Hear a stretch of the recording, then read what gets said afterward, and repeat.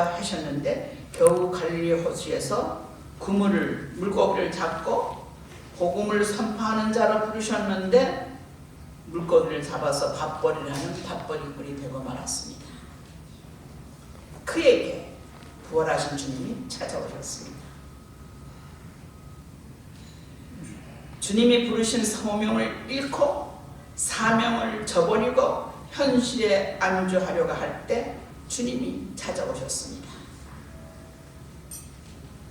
이 못 믿을 놈, 비겁한 놈 이렇게 야단치려고 오신 것이 아니라, 채찍질하려고 오신 것이 아니라, 그를 부르시고 소명의 사랑을 주신 그 사랑을 상기시키기 위해서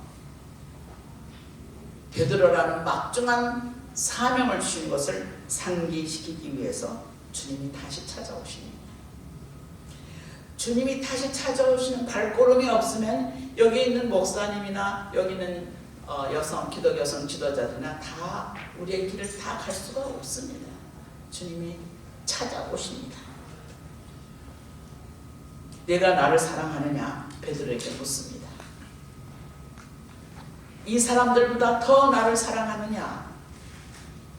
기독 여성 지도력의 핵심은 네가 나를 사랑하느냐? 모든 사람들보다 더 나를 사랑하느냐? 그때야만 기독 여성 지도력이 될 수가 있습니다.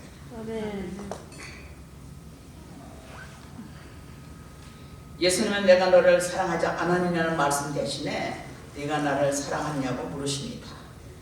예수님은 베드로에게 부어주신 그의 사랑이 여전히 베드로의 가슴속에서 불타고 있다고 확신하셨습니다. 우리는 종종 우리의 믿음이 약하다고 부족하다고 염려하고 고백합니다. 그러나 내가 얼마나 주님을 사랑하는가 하는 질문은 거의 하지 않습니다. 네가 나를 사랑하느냐는 질문은 나는 너를 사랑한다는 것을 전제하고 있습니다. 베드로는 처음에 아주 쉽게 네, 사실 주님을 감히 미워한다는 사람은 없죠.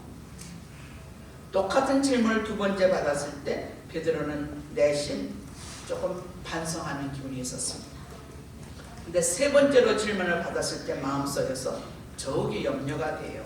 주여, 제가 주님을 사랑하는 줄 주께서 아십니다. 이렇게 강조를 합니다. 우리는 진정 주님을 사랑하는가? 얼마나 사랑하는가? 주님은 베드로가 네라고 확실하게 대답할 적마다 내 양을 치라고 말씀하십니다. 주님의 양을 돌보는 사명은 주님을 사랑하는 자에게만 주십니다. 우리는 스스로에게 나는 하나님을 진정 얼마나 사랑하는가라는 질문을 조용히 자신에게 던질 필요가 있습니다. 예수께서 이 자리에 있는 우리에게 네가 나를 사랑하냐고 물으신다면 우리는 베드로와 같이 주여, 당신이 모든 것을 아십니다. 당신은 내가 당신을 사랑하는 줄 아십니다라고 확실하게 고백할 수 있는가?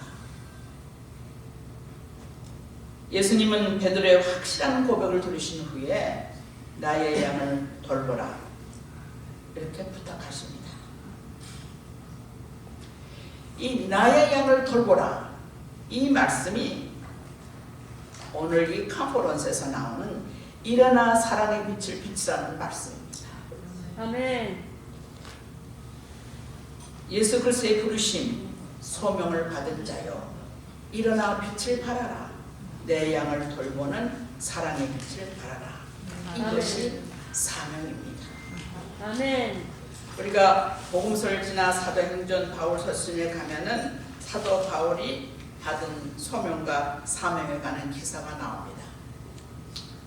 시간 관계로 짧게만 말씀드리겠습니다. 바울은 감에서 부산에서 부르심을 받습니다.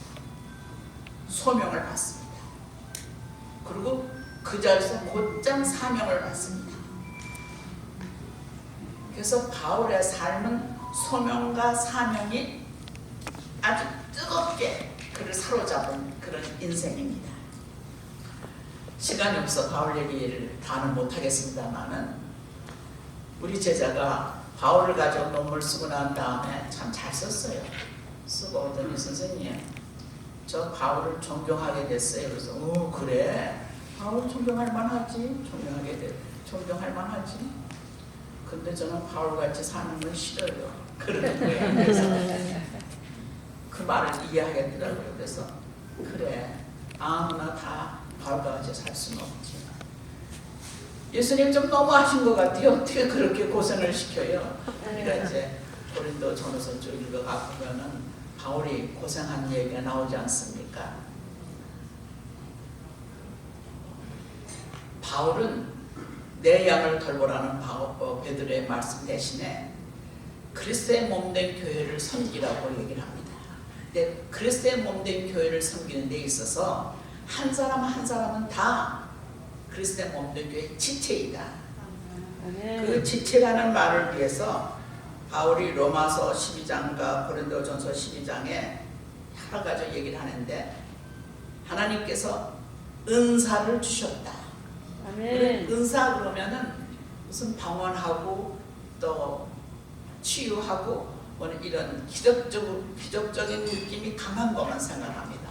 그런데 로마서 12장과 고린도전서 12장에 보면은 봉사, 가르치는 일, 위로하는 일, 구제하는 일, 다스리는 일, 긍휼을 베푸는 일, 지혜의 말씀을 전하는 자, 지식의 말씀을 전하는 자, 병 고치는 은사, 사도, 선지자, 교사, 병 고치는 자, 방언, 다스리는 자, 이게 다 은사입니다. 아멘. 그래서 은사는 이게 이제 AD 50년, 60년경에 쓴 글이거든요. 그 시절에 바울이 생각하기에 기독교 공동체에서 당신들이 어떻게 섬겨야 하느냐를 할 적에 이제 꼽은 거예요. 21세기 교회는 이것보다 훨씬 복잡하기 때문에 바울을 이어간 학자들은 이것보다 더 아주 수준 높고 다양한 은사의 내용을 써야겠죠. 뭘 해야 하느냐.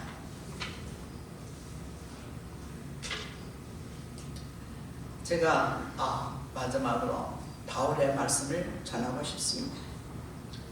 바울이 고린도전서 12장을 지나서 13장으로 오면 13장도 은사장입니다.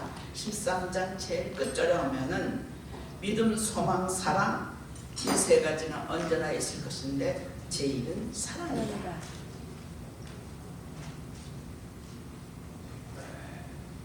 오늘 이 세미나에서 이 컨퍼런스에서 우리가 스스로에게 다짐하고 싶은 것은 일어나 빛을 발하는 존재가 되자. 아멘. 베드로는 그 말씀을 내 양을 돌보라. 내 양을 사랑하라고 얘기합니다. 근데 바울은 뭐라고 얘기하는가 하면은 믿음, 소망, 사랑이 언제나 있어야 하는데 그 중에 제일은 사랑이다. 아멘. 기독 여성 지도자들이 할 수 있는 것은 사랑의 빛을 비추는 것입니다. 아멘. 다른 어느 빛이 아니라 사랑의 빛을 비추는 것입니다. 아멘. 저는 오늘 제가 제일 좋아하는 말씀으로 끝을 내려고 하는데 바울이 데살로니가 전서에 가면은 5장 이하에 가면은 아주 아름다운 말씀을 합니다. 여기 다 하실 거예요. 항상 기뻐하라. 쉬지 말고 기도하라. 범사에 감사하라. 그래서 우리 다 아멘 그럽니다. 아멘. 근데 저는 언제나 감사하지. 또 기도도 종종 하죠. 아침 저녁으로 뭐 낮에도 하고 급하면은 그냥 시간마다 하고. 근데 기뻐할 수 있으세요? 항상 기뻐할 수 있으세요? 제가 오늘 이 강연을 위해서 준비하면서 바울의 말씀은 이것이구나. 우리가 어떻게 항상 기뻐하느냐? 소명 때문에 항상 기뻐합니다. 아멘. 하나님의 소명 때문에, 하나님의 자녀로 살기 때문에 항상 기뻐합니다. 아멘. 사명 때문에 쉬지 않고 기도해야 합니다. 아멘. 기도하지 않으면은 베드로와 같이 시험에 빠지거든요. 사명 때문에 항상 기도해야 합니다. 아멘. 범사에 감사하라. 소명과 사명의 길을 가게 하신 그 놀라운 은총 때문에 범사에 감사해야 하는 것입니다. 아멘. 기독교성 지도자들에게 전할 말씀은 하나님께서 주신 이 소명과 사명의 확신을 가지고 항상 기뻐하며 항상 기도하며 항상 감사하는 생활을 해야 한다는 것으로 저는 믿고 고백합니다. 아멘.